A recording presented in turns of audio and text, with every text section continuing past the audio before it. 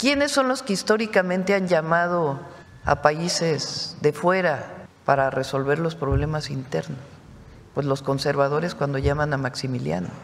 México iba bien porque ellos tenían privilegios. Personajes del PRIAN que se beneficiaron del poder público.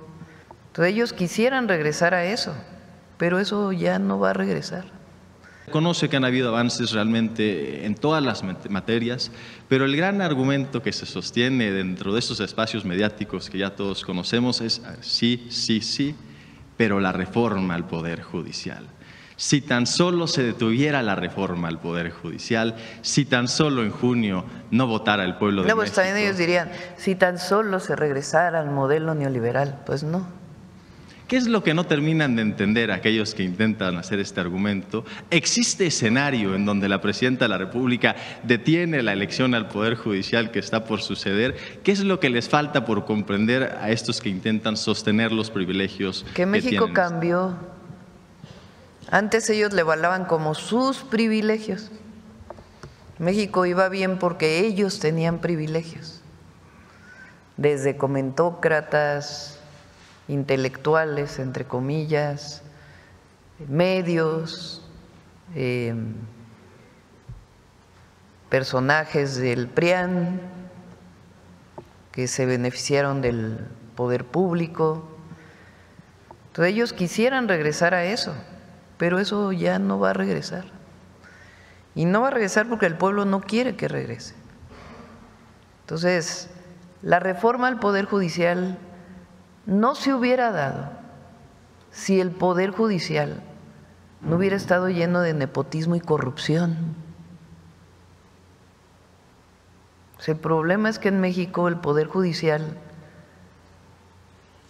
en su gran mayoría, pues se fue propagando a partir de las relaciones personales, aunque hablaban de que había carrera judicial.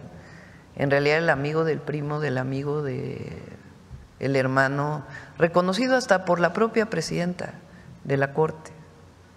El nepotismo. Aquí hemos presentado multiplicidad de casos y los presentó el presidente López Obrador. Casos de delitos de cuello blanco, es decir, de robo de recursos públicos, de no pagar impuestos, aunque la ley lo establece, que no pasa nada porque los jueces sencillamente no proceden. O casos incluso de delincuencia organizada, en donde los jueces tampoco proceden o liberan a delincuentes sin ningún argumento jurídico. Entonces, ¿qué opciones había? Haber hecho una reforma al Poder Judicial como la hizo Zedillo. No se nos olvide que cuando entra Zedillo, quita toda la Corte, entra una nueva Corte, modifica el Consejo de la Judicatura, pero ¿a quién le respondía la nueva Corte? Pues al presidente de la República, porque él formalmente los nombraba el Senado, pero en realidad los nombraba el presidente. Entonces, ¿cómo sanear el Poder Judicial?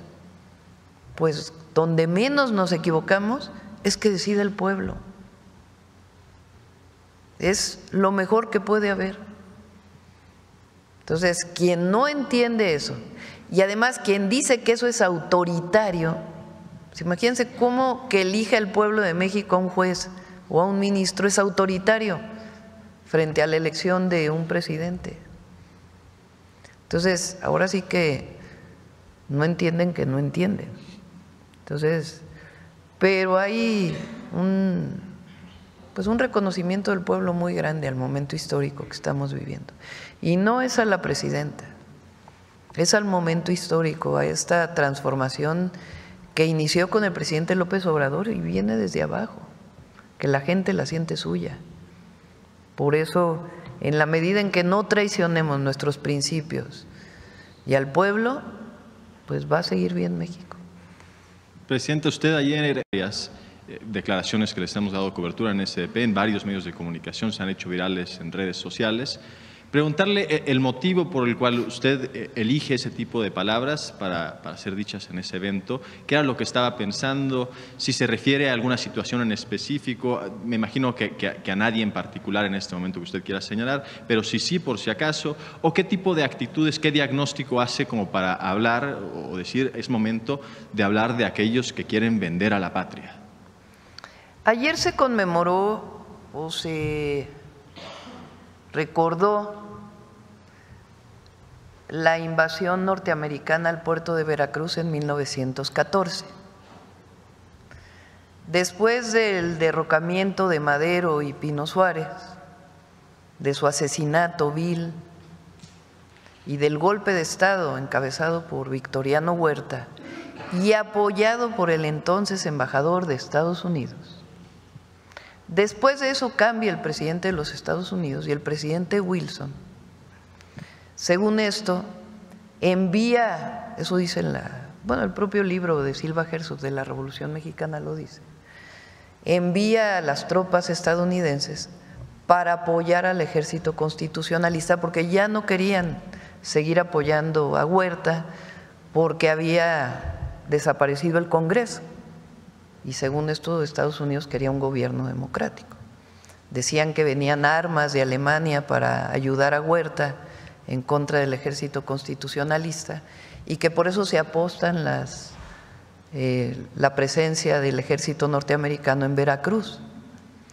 Llegan a Veracruz, toman Veracruz y hay más de 300 muertos.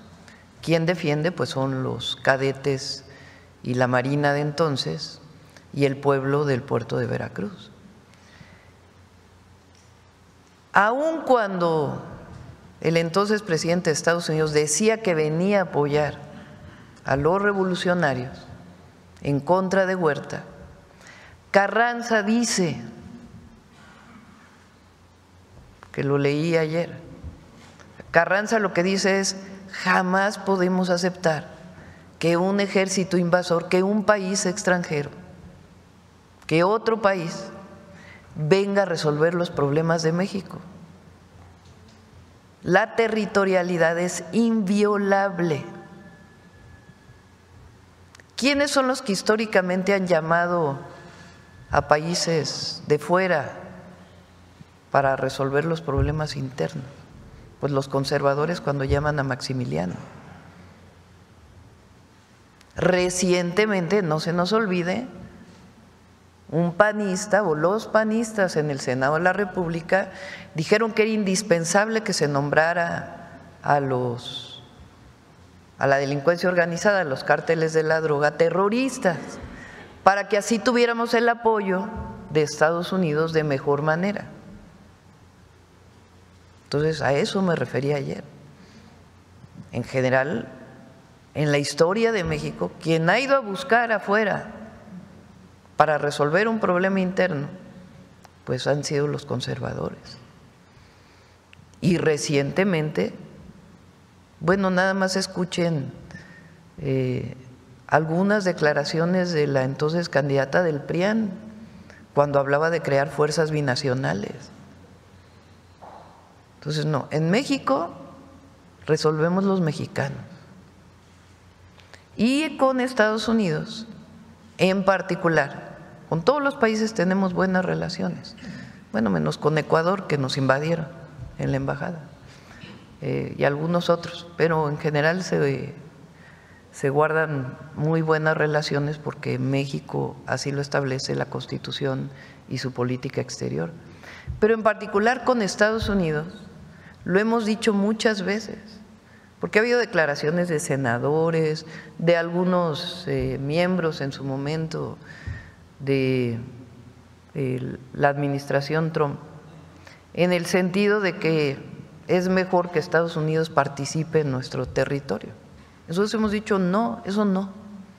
Colaboramos, nos coordinamos, compartimos información, inteligencia, pero en México somos los mexicanos. Por eso siempre hemos dicho coordinación, cooperación, pero nunca subordinación, nunca injerencismo, menos invasión. Entonces, ayer que recordábamos la última intervención del gobierno de los Estados Unidos en México, pues evidentemente era un momento propicio para hablar de estos temas. Gracias, Ningún presidente. jefe revolucionario, ni Zapata, ni Villa, ni Carranza, aceptaron la ayuda de los Estados Unidos. Gracias, presidente.